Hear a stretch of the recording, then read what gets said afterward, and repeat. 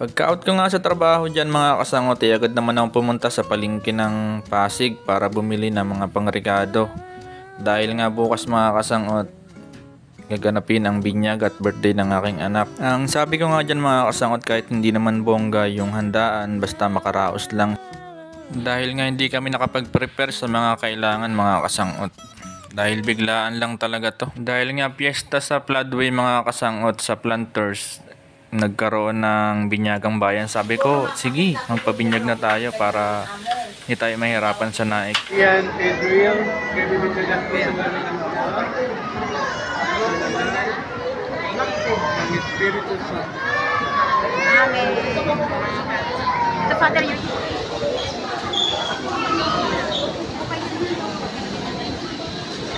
Dengan pusok diwa hanggang sa pagdating ito sa ating Panginoon. Project na Ninong Mosikap. Ayan. Sana po masundan po po sa iba-ibang pong lugar pati po dito sa Planters. Maraming salamat. At yun nga mga kasangot, kahit pagod, puyat, nairaos pa rin ang binyag at birthday ng aking anak. At dahil nga mga kasangot, mababait yung nakuha kong ninong at ninang, hindi ko sila nalasing, kaya naman mga kasangot ako na lang nag-inom dito sa bahay. Kaya solo flight muna tayo mga kasangot habang inaantay ko yung mga katrabaho ko na pupunta dito sa bahay. Sa mga ninong at ninang po, maraming salamat po sa inyong lahat. Buti lang talaga dumating yung mga katrabaho ko mga kasangot at meron ako nakatulong sa pag-ubos ng 1 litrong MP at hindi ako nalasing mga kasangot.